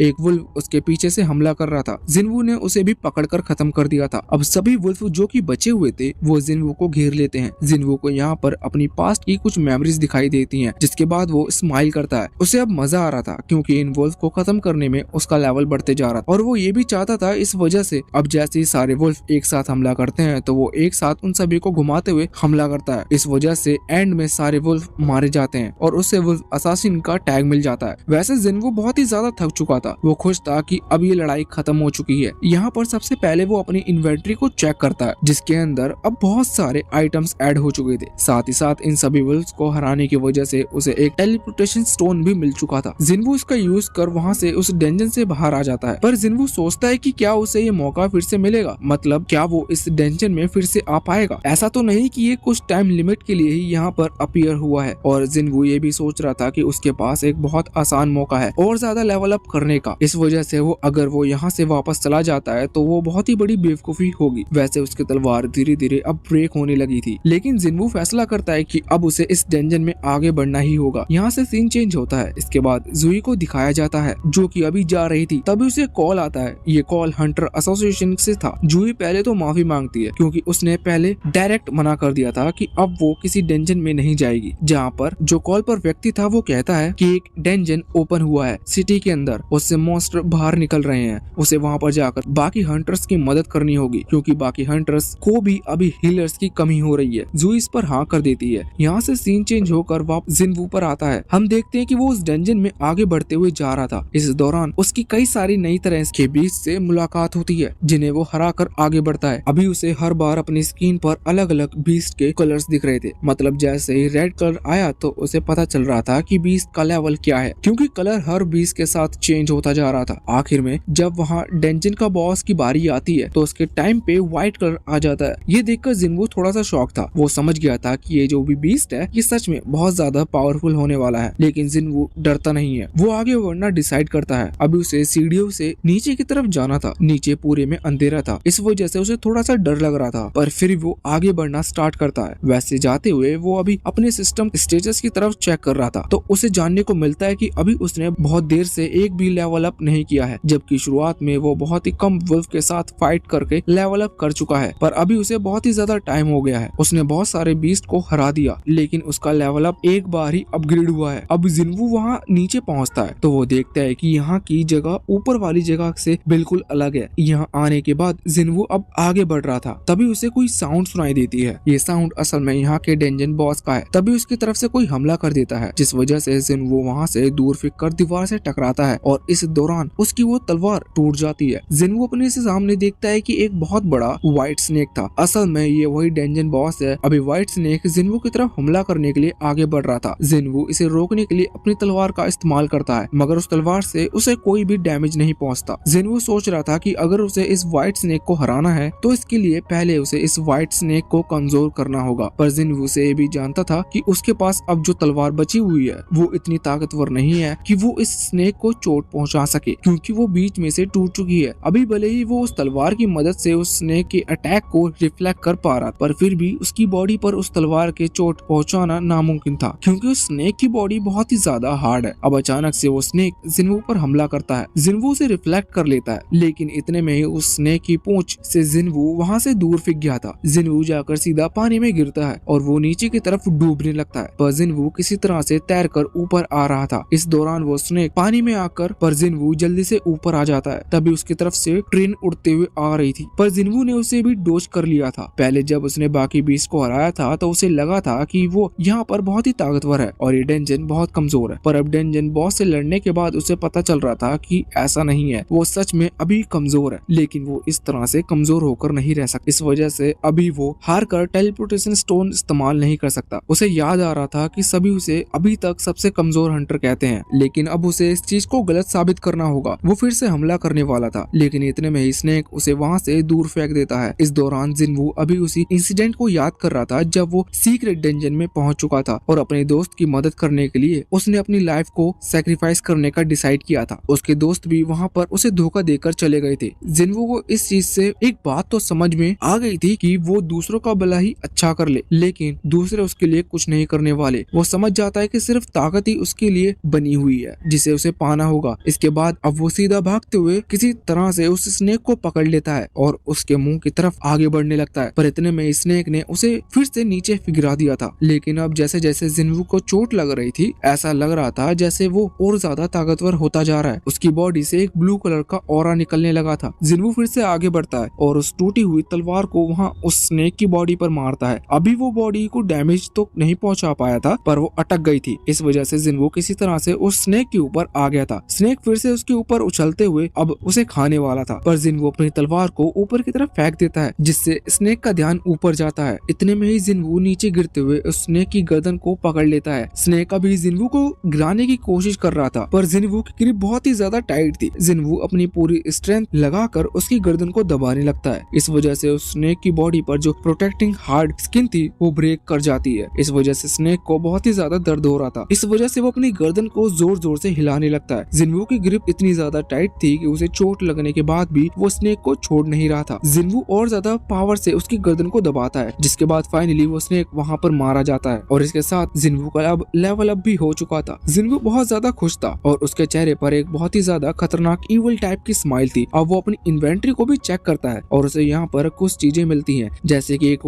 वेनम्स डैगर यानी कि एक तलवार जैसा वेपन। साथ ही साथ उसे एक लिक्विड भी मिला था जिसकी कैटेगरी पॉइजन थी। जिन्वू समझ चुका था कि वो इस तरह से और ज्यादा स्ट्रॉन्ग बन सकता है। तभी स्क्रीन पर लिखा हुआ आता है कि उसने इस डेंजन को क्लियर कर लिया है। इस वजह से अब डेंजन रीसेट हो रहा है। अब डेंजन गायब हो जाता है और जिन्वू ने जिस जगह पर उस डेंजन को स्टार्ट किया था वो वहीं पर पहुंच जाता है। अब यहाँ पर आने के बाद उसे वापस कोई नहीं दिख रहा था, जबकि ऐसा नहीं होता। स्टेशन पर रात को भी लोग रहते हैं। अब जिन्वू जब बाहर आता है तो सोचता है कि आखिर टाइम को क्या हो रहा है। तभी वो देखता है कि सिटी में तबाही फैली हुई है और उसी समय एक सोल्जर वहाँ पर आता है और जिन्वू से कहता है कि क्या तुमने अनाउंसमेंट्स नहीं सुनी? तुम यहाँ पर क्या कर रहे हो? तुम्हें घर जाना चाहिए। लेकिन इतने में ही वो सोल्जर जिन्वू के हाथ में वो टूटी हुई तलवार देखता है और समझ जाता है कि जिन्वू एक हंटर है। पहले तो वो जिन्वू से माफी मांगता है और इसके बाद कहता है कि आपको सिचुएशन स्पॉट पर चलना चाहिए। जिन्वू उसके साथ जाने लगता है। जिन्वू को कुछ पता तो नहीं था, पर जिन्वू के आसपास मॉन्स्टर्स की बॉडी को देखकर और टूटी हुई कारों को देखकर उस सोल्जर से पूछता है कि क्या यहाँ पर हुआ है। वो सोल्जर्स कहने लगता है कि हंटर्स ने बाकी सारे मॉन्स्टर को हरा दिया, लेकिन जो वैन मॉन्स्टर है सबसे ताकतवर वाला वो उसे नहीं हरा पा रहे। अब तभी जिन्वू को कुछ महसूस होता है। ये असल में उसी डेंजन बॉस की पावर थी। जिन्वू से महसूस कर लेता है और समझ जाता है कि हाँ, ये जो बीस्ट है ये ताकतवर तो है। वैसे अब वो लोग उसी जगह पर पहुंचते हैं। वहाँ पर जाकर जिन्वू देखता है कि अभी बहुत सारे हंटर्स मिलकर उस एक मॉन्स्टर से फाइट कर रहे थे, पर वो उसे हरा नहीं पा रहे थे क्योंकि इन लोगों का टीम वर्क बहुत ही ज्यादा खराब है। वैसे जिन्वू यहाँ पर ये भी नोटिस करता है कि वो जो हंटर वहाँ पर उस मॉन्स्टर से लड़ने के लिए आए हैं उनमें से कई का लेवल बहुत ही ज्यादा कम है। अब जिन्वू देखता है कि वहाँ 2 हीलर भी हैं, जिसमें से एक का लेवल डी है और एक का बी है। यहाँ पर और कोई नहीं बल्कि जू ही है, मगर वो किसी को हील नहीं कर पा रही थी क्योंकि वो पिछले वाले इंसिडेंट से अभी तक ठीक नहीं हुई है। वो यहाँ पर एक हीलिंग मैजिक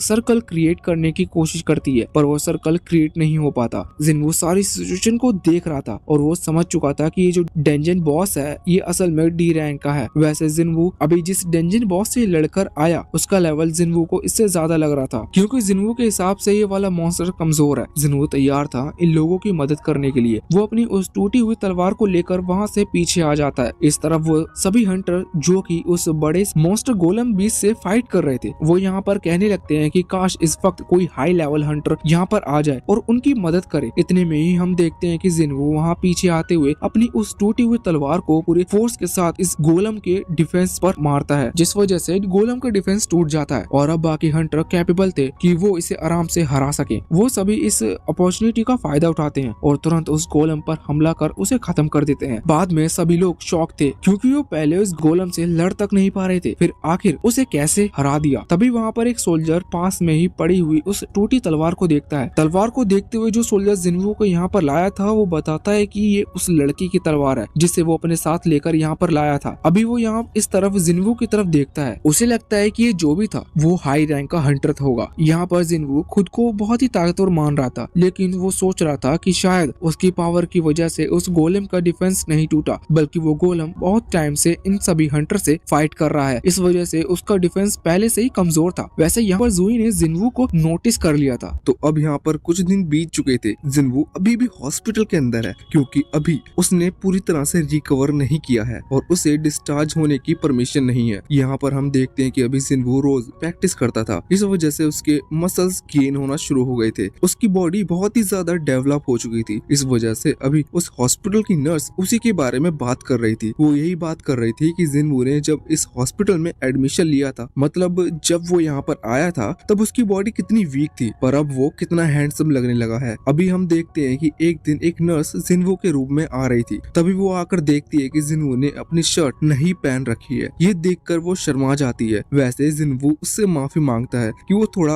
वर्कआउट कर रहा था, इस वजह से वो शर्ट नहीं पहने हुए है, लेकिन वो नर्स भी माफी मांगती है क्योंकि उसने आने से पहले गेट नॉक नहीं किया था। अभी प्रॉब्लम यहीं पर सॉल्व होती है। वैसे वो नर्स बताती है कि वो यहाँ पर क्यों आई थी। वो कहती है कि अब तुम्हारे डिस्चार्ज होने का समय हो चुका है, तो तुम्हें कोई कमजोरी या फिर ऐसी कोई सिम्टम्स महसूस तो नहीं हो रहे ना, जिससे कि लगे कि तुम्हें अभी भी तुम पूरी तरह से रिकवर नहीं किए हो। जिन्वो कहता है कि ऐसा कुछ भी नहीं है, वो पूरी तरह से ठीक हो चुका है। इसके बाद वो नर्स कहती है कि ठीक है, तुम काउंटर पर जाकर एप्लीकेशन फिल कर देना कि अब तुम रिकवर हो चुके हो, तुम्हें डिस्चार्ज कर दिया जाएगा और फिर तुम घर जा सकते हो। जिन्वो यहाँ पर उसे इतने दिन ख्याल रखने के लिए थैंक यू कहता है। वैसे वो नर्स जिन्वो से उसका नंबर मांगने लगी थी। अब यहाँ से सीन चेंज होता है और हमें एक न्यूज चैनल के टेलीकास्ट को दिखाया जाता है। यहाँ पर अभी एक न्यूज एंकर एक यून हो नाम के हंटर का इंटरव्यू ले रही थी। हमें जानने को मिलता है कि यून हो असल में टॉप 7 हंटर्स जो कि एस रैंक में उनमें से एक है। अभी यून हो का इंटरव्यू चल रहा था। वो यून हो से पूछती है कि यून हो अपना ज्यादातर समय कहाँ पर इन्वेस्ट करता है। यून हो कहता है कि वो हमेशा हार्ड वर्कआउट में अपना समय बिताता है। इस पर वो एंकर कहने लगती है कि क्या तुम्हें लगता है कि ये पे ऑफ करेगा, क्योंकि तुम अब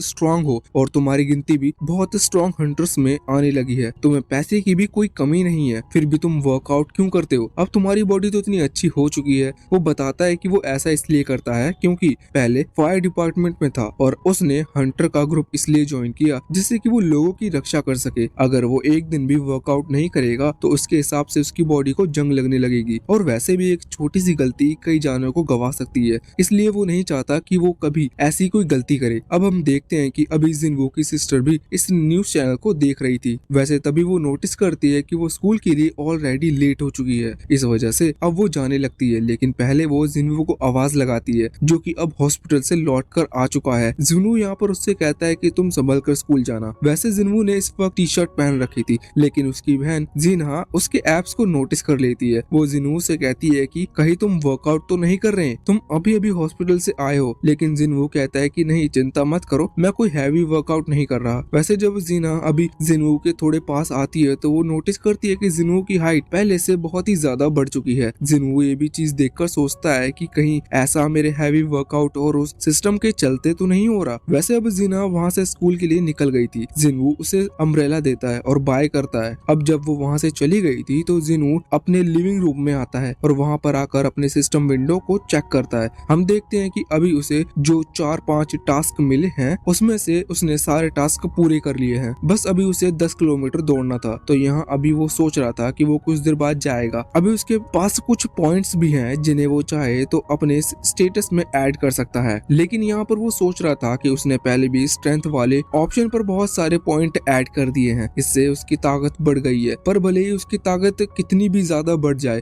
अगर वो टारगेट हिट नहीं कर सकता तो इस ताकत का मतलब क्या होगा। इस वजह से वो अपने बाकी ऑप्शंस को भी देखता है, जैसे कि पहले हमने इंटेलिजेंस के बारे में जाना था। वैसे यहाँ पर वेटलिटी और रिसेप्शन के 2 और ऑप्शन है। जिन्वू सोच रहा था कि उसे इनमें से पॉइंट ऐड करने चाहिए। अब इसके बाद वो कुछ पॉइंट ऐड करता है जो कि उसे अभी टास्क पूरा करने की वजह से मिले थे, और इसके बाद वो जिस घर में रह रहा था वहाँ के मकान मालिक को फोन लगाता है। वो पूछता है कि उसने इस मंथ का रेंट नहीं दिया है। इस पर मकान मालिक हाँ करता है। वैसे मकान मालिक कोई प्रेशर नहीं बना रहा था क्योंकि वो जानता था कि जिन्वू एक हंटर है और इस वजह से वो अभी इतने दिन से हॉस्पिटल में था, तो उसे कोई जल्दबाजी नहीं थी। जिन्वू इसके लिए थैंक यू कहता है और कहता है कि मैं इस मंथ का रेंट जल्द ही दे दूंगा। वैसे यहाँ पर मकान मालिक ये भी कहता है कि तुम अपना ख्याल रखना, ज्यादा चिंता मत करना। इसके बाद वो फोन रख देता है। अब जिन्वू को उसे पैसे देने थे, इसलिए उसे पैसे चाहिए। अब जिन्वू और कुछ काम तो करता नहीं है, वो एक हंटर है और हंटर के लिए शुरुआत में जो शुरुआती हंटर होते हैं उनके लिए पेमेंट का सिर्फ एक ही सोर्स होता है, वो होता है कोई भी डंजन। अब यहाँ पर प्रॉब्लम ये थी कि जिन्वू की रैंक असल में अभी ई है, इस वजह से उसे हाई लेवल डंजन नहीं मिल सकते। वैसे उसकी पावर तो अब ई से बहुत ज्यादा हो चुकी है, इस वजह से अगर वो चाहे तो एक री एग्जामिनेशन का फॉर्म भरकर अपनी रैंक को रीटेस्ट करवा सकता है। इससे उसकी रैंक ज्यादा आएगी और फिर उसे हाई लेवल डंजन्स में भी मिलेंगे, जिससे वो ज्यादा अर्न कर सकता है। क्योंकि अभी अगर वो किसी लो लेवल डंजन में जाएगा तो वहाँ पर उसे इतने पैसे नहीं मिलेंगे जो कि उसकी टाइम की वैल्यू निकाल सके। पर प्रॉब्लम ये थी कि अगर वो री एग्जामिनेशन का फॉर्म भर देता है तो इससे उसकी रैंक बढ़ेगी और रैंक बढ़ेगी तो उसके ऊपर एक स्पॉटलाइट आ जाएगी और सभी को पता चल जाएगा कि जिन्वू ने अपनी सेकंड अवेकनिंग पूरी कर ली है। अब अगर ऐसा होता है तो सारी मीडिया की नजर उसके ऊपर आ जाएगी और फिर हर चैनल में वही आएगा। इससे उसकी प्राइवेसी खो सकती है। साथ ही साथ फिर उससे और ज्यादा प्रैक्टिस करना या फिर अपने ही टास्क को पूरा करने में समय लगाना पड़ेगा। इस वजह से वो खुद को हाइड कर रखना चाहता था, जिससे कि किसी को भी उसकी पावर का पता ना चले। वैसे इस वक्त वो अपने फोन में अभी डंजन को देख रहा था कि कौन सा डंजन कितने लेवल पर है और किसके लिए वो अप्लाई कर सकता है। पर अभी वो डिसाइड करता है कि उसे कुछ टाइम और सोचना होगा। अब उसने फोन रख दिया था, उसी समय उसे एक नोटिफिकेशन आती है जिसे देखने के बाद वो थोड़ा सा शॉक हो गया था और फिर वो तुरंत ही घर से भागता है। अभी लोकेशन थोड़ी दूर थी, इस वजह से उसने फिर भी कोई गाड़ी नहीं ली थी क्योंकि अभी उसके पास एक टास्क है, उसे 10 किलोमीटर दौड़ना है जो कि अब उस लोकेशन तक पहुंचते पहुंचते कंप्लीट हो जाता है। यहाँ पर जब जिसने उसे बुलाया था वो उससे मिलता है तो सामने वाला आदमी अपना नाम गोंग बताता है। यहाँ पर असल में वो लोग एक डंजन में जाने वाले हैं जिसके लिए जिन्वू को बुलाया गया है। अभी यहाँ पर गोंग की जो टीम थी उसमें एक लड़का था, वो आगे आकर कहता है कि वो जिन्वू को जानता है। वो ये कह रहा था कि जिन्वू बहुत फेमस है क्योंकि सब उसे वीकेस्ट हंटर कहते हैं, मतलब जितने भी ह्यूमैनिटी में अभी तक के हंटर हुए हैं उनमें जिन्वू सबसे कमजोर है। इस पर बाकी लोग हंसने लगते हैं पर फिर गुंग उन्हें चुप करा देता है। साथ ही वो यहाँ पर जिन्वू से माफी मांगता है उनके बिहेवियर के लिए। इसके बाद जिन्वू उससे पूछ रहा था कि क्या सच में तुम लोग के साथ डंजन में जा सकता हूँ। इस पर गोंग कहता है कि बिल्कुल, हमने तुम्हें इसलिए बुलाया है, माना कि तुम्हारी रैंक अभी कम है पर फिर भी हम तुम्हें साथ ले जा रहे हैं क्योंकि हमें तुमसे कोई फाइटिंग हेल्प नहीं चाहिए, हमें दूसरी हेल्प चाहिए। अभी जिन्वू नोटिस करता है कि सामने जितने भी लोग हैं वो टोटल 6 हैं, उसमें से 4 रैंक सी पर हैं और बाकी जो दोनों हैं वो रैंक डी से नीचे हैं। रैंक डी से नीचे मतलब ई रैंक नहीं कह सकते, पर अभी रैंक डी को लेकर पॉइंट कर रहे हैं। वैसे जिन्वू पूछता है कि आखिर उसका क्या काम रहेगा। इस पर गोंग कहने लगता है कि जिन्वू को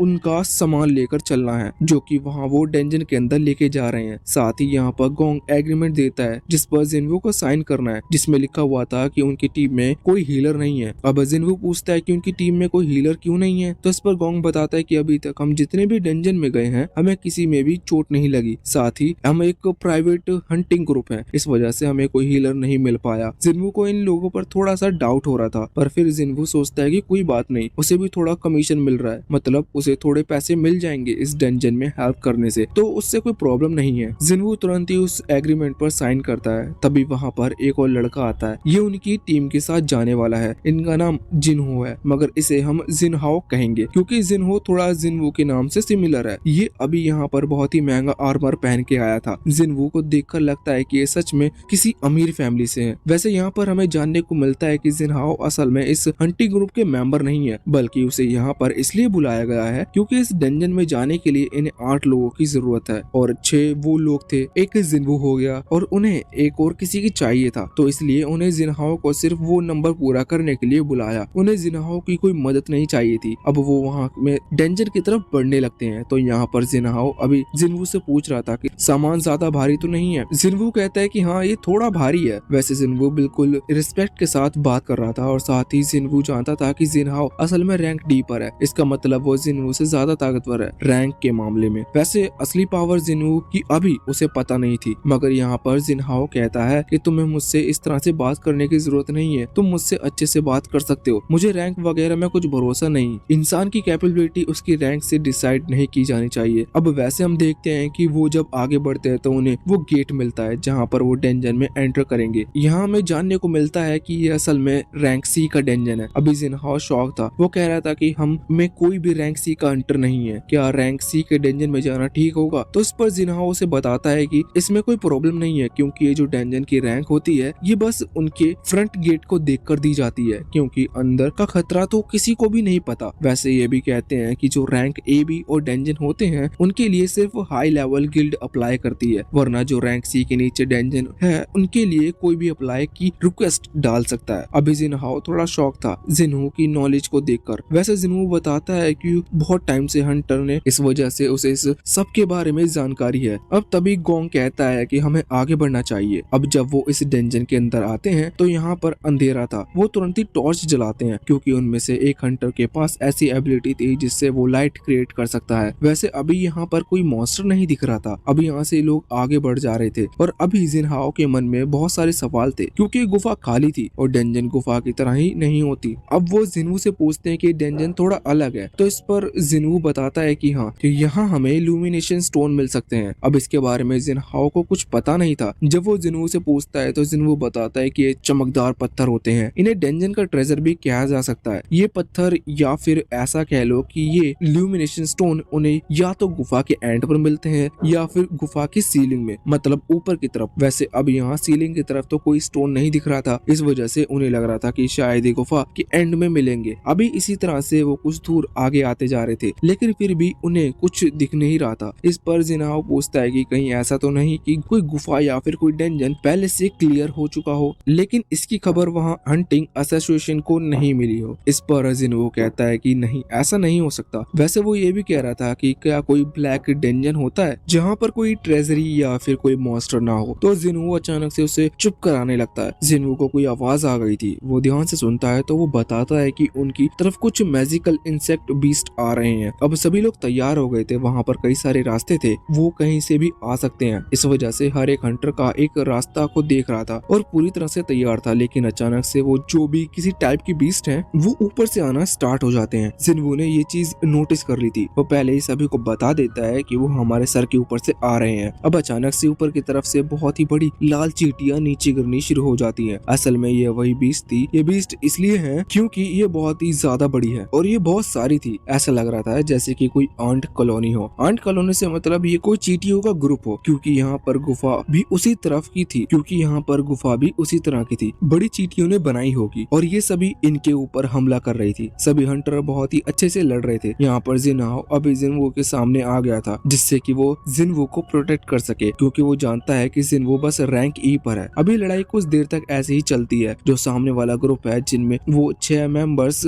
मतलब 6 हंटर्स, वो स्ट्रॉन्ग है और उनका टीम वर्क अच्छा है। इस वजह से वो बहुत ही जल्दी उन सभी चींटियों को हरा देते हैं। अभी गोंग जिनवू की तारीफ करते हुए कहता है कि तुमने सही मौके पर हमें बता दिया, वरना हम बड़ी प्रॉब्लम में फंस सकते थे। तुम्हें बात कैसे पता चली? जिनवू कहता है कि कुछ नहीं, बस मुझे आवाज आ गई थी, क्योंकि मैं उस हॉल के बिल्कुल नीचे ही था। अब यहाँ पर एक मेंबर अभी गोंग को बुलाता है और बताता है कि इन चींटियों को हमने नहीं मारा, क्योंकि ये हमारे अटैक से नहीं मरी, बल्कि इन्हें किसी ने बाइट किया है। वो समझ जाते हैं कि इस पूरे डेंजन में सच में कोई बड़ा सा मॉन्स्टर या फिर बड़ा सा बीस्ट है, जो कि इन सभी आर्ट्स को यानी कि चींटियों को मार रहा था। इस वजह से उन्हें शुरुआत में कोई भी चींटियां या फिर नहीं मिली। यहाँ से सीन चेंज होता है। हम अभी एक हंटर एसोसिएशन के जिम में आ जाते हैं, जहाँ पर अभी एक बहुत ही तेजी से धमाके की आवाज आती है। अब वो जो न्यू मेंबर्स थे वो थोड़ा डर गए थे, लेकिन जो पुराने मेंबर्स हैं वो बताते हैं कि डरने की जरूरत नहीं है, क्योंकि असल में यूनहाओ ट्रेनिंग कर रहे हैं। वो इस तरह से ट्रेनिंग करता है कि हम यूनहाओ को देखते हैं, जिसमें अभी बहुत ही बड़े स्टोन बीच में से तोड़ दिया था और वो अभी कह रहा था कि इतनी ट्रेनिंग उसके लिए काफी नहीं है। अब वापस से सीन चेंज होता है। हम उस गुफा के अंदर आते हैं। हम देखते हैं कि अभी जिनहाओ जिनवू से कह रहा था कि तुम्हारे हिसाब से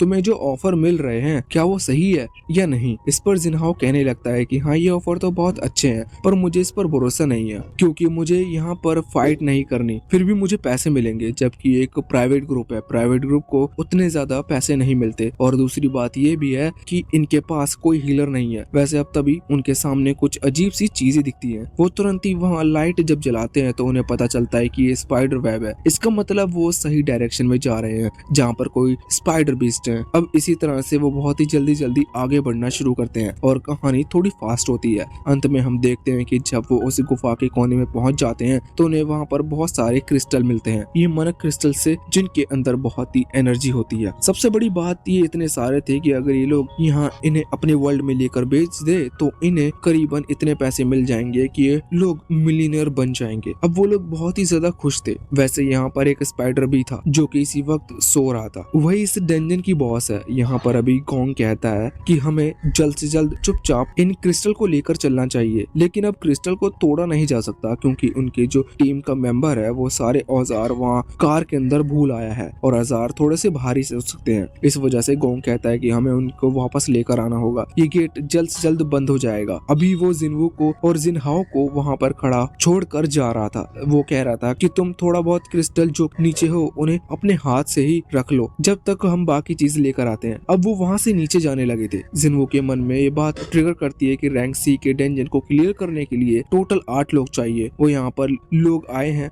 8 लोग आए हैं लेकिन इनके प्राइवेट ग्रुप में 6 लोग थे। इन्होंने बताया था कि हमेशा 6 लोग के साथ ही डंजन क्लियर करते हैं, लेकिन इधर उन्हें 8 लोग चाहिए थे। इस वजह से इन्होंने इन दोनों को बुलाया। सिंपल बात है, वो इन्हें यहाँ पर मारना चाहते हैं जिससे कि ये सारे क्रिस्टल उन 6 में से आपस में बांट लिए जाएं, क्योंकि वही असली टीम है। ये दोनों बस यहाँ उनके फायदे के लिए बुलाए गए थे और ऐसे ही होता है। हम देखते हैं कि जैसे ही वो 6 लोग बाहर जाते हैं तो गोंग अपने साथियों को ऑर्डर देता है उस गुफा के रास्ते को बंद करने के लिए जहाँ वो क्रिस्टल रखे हुए थे। अब जिनवू जिनहाओ अंदर बंद थे और वो स्पाइडर जागने वाला था। वैसे अब जैसे ही पत्थर गिरते हैं तो वो स्पाइडर जाग जाता है, उठकर उनके पास आने लगता है जहाँ पर जिनहाओ डर गया था और कह रहा था कि आखिर उन लोगों ने हमें धोखा क्यों दिया। जिनवू भी डर गया था, लेकिन फिर उसे याद आता है कि वो ऑलरेडी गॉड के साथ एक बार फाइट करने में हिम्मत कर चुका है। फाइट तो नहीं पर वो गॉड को फेस कर चुका है। इस वजह से उसका सारा डर चला जाता है और उसके चेहरे पर एक स्माइल आती है। वो तुरंत ही आगे बढ़ता है और अपनी उस नई ब्लैक स्वॉर्ड को समन करते हुए आगे आता है। जिनहाओ से कहता है कि डरो मत, एक स्पाइडर में इस स्पाइडर को मैं हराऊंगा। अब वो दोनों सामने आते हैं और इसी के बाद ये पार्ट यहीं पर एंड हो जाता है।